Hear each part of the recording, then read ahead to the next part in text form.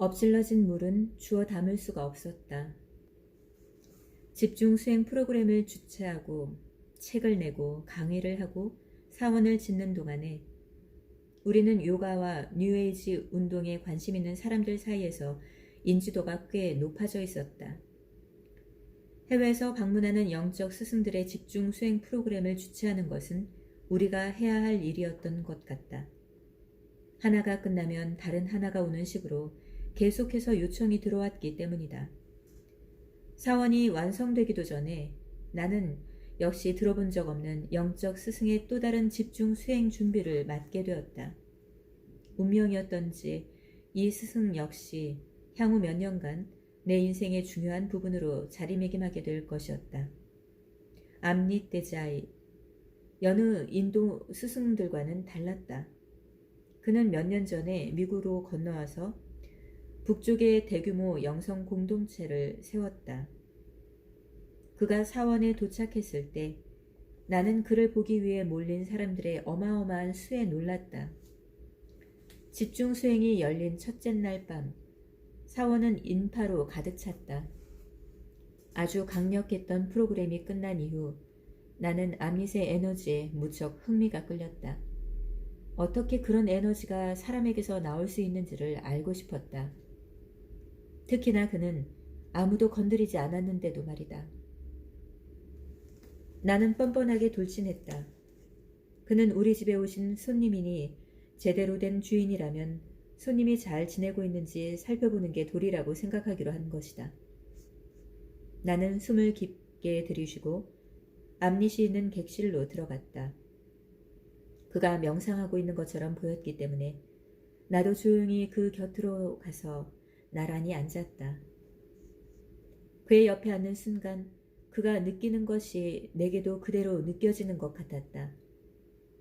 내 안에서 흐르는 에너지가 큰 폭으로 증가했고 나는 사랑의 바다에 빠져버린 것 같은 기분에 휩싸였다. 그렇게 한동안 고요히 앉아있는데 잠시 후 그가 내 쪽으로 돌아앉으며 이렇게 말했다. 이런 일은 더 이상 하지 않지만 그가 오른쪽 손을 내 이마에 살짝 댔고 그 순간 따스한 에너지가 내 몸을 부드럽게 통과하는 게 느껴졌다. 그 흐름은 압도적일 만큼 강렬했고 나는 그 황홀한 경험에 완전히 얼어붙었다. 에너지가 내 안에 차곡차곡 쌓이면서 가슴 쪽으로 올라왔다. 그렇게 내 가슴은 에너지로 점점 차오르다가 마침내 왈칵 열렸다. 평생 그토록 큰 사랑을 느껴본 적은 없었다. 나는 그의 손에서 출발하여 내 몸속을 세차게 휘몰아치다가 활짝 열린 가슴으로 쏟아지는 나가는 듯한 에너지의 흐름에 완전히 정신을 못 차렸다. 암릿이 내 이마에서 손을 떼었을 때 나는 너무나 많은 에너지로 충만해서 움직일 수가 없을 정도였다. 겨우겨우 일어섰을 때는 어떤 강력한 자기장이 내 몸에 부착되어 있는 것만 같은 느낌이 들었다. 입도 뻥긋할 수가 없었기 때문에 나는 암릿에게 아무 말도 하지 못하고 방을 나왔다. 그 후 몇 시간 동안 내 몸을 둘러싼 에너지장은 다시 가슴 쪽으로 서서히 수렴되었다. 나는 아무와도 몸이 닿지 않도록 조심했다. 사람과 접촉해버리면 에너지가 사그라져 버릴 것 같았기 때문이다. 시간이 흘러 마침내 바깥쪽 장은 가라앉았지만 몸 안을 흐르고 있는 에너지는 그대로였다. 가슴의 통로가 하나 뚫려 따뜻한 에너지가 그곳을 계속 통과해 나가는 것 같았다. 숲속에서의 깊은 명상 이후 에너지가 계속 미간을 향해 흘렀던 것처럼 암릿의 손길 한 번으로 가슴을 통과하는 아름다운 에너지의 흐름이 생긴 것이다. 그로부터 35년이 지난 지금도 저 두 에너지의 흐름은 단 한순간도 잠잠해지지 않았다. 평소보다 더 강해질 때가 있기는 하지만 그것은 언제나 그 자리에 있었다. 암릿의 건드림 한 번에 나의 가슴 차크라는 영원히 열려버렸다. 우주의 뜻이었는지 암릿의 방문은 우리의 삶에 또 다른 영구적인 변화를 가져다 주었다. 마타즈가 사원 건립 얘기를 처음 꺼냈던 것처럼 암릿은 사람들에게 꾸준히 사원에 나와서 명상을 하라고 독려했다. 그는 이 문제에 대해 나와 한 번도 미리 상의한 적이 없었을 뿐더러 사실 그가 사람들에게 사원에 매일 나와서 수행하기를 재촉한 즈음엔 나는 딱 죽을 지경의 상태에 놓여 있었다. 이 내맡기기 실험은 나의 삶을 훔쳐가고 있었다.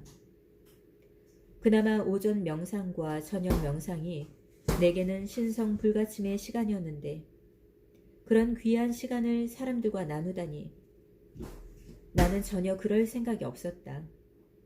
하지만 암릿은 사람들을 초대하는 것으로 그치지 않고 내가 그들을 매일 아침 저녁으로 만나 그들의 수행을 도와줘야 한다고 콕 집어 말했다. 다시 한번 삶은 내게 부탁이 아닌 통보를 보내고 있었다. 나는 여러 해 동안 내가 나 자신으로부터 해방되기 위해 그토록 노력해온 사실을 스스로에게 상기시켰다. 나는 마음을 내 영적 행로의 안내자로 삼지 않는 다른 길을 찾겠노라고 굳게 맹세했었다.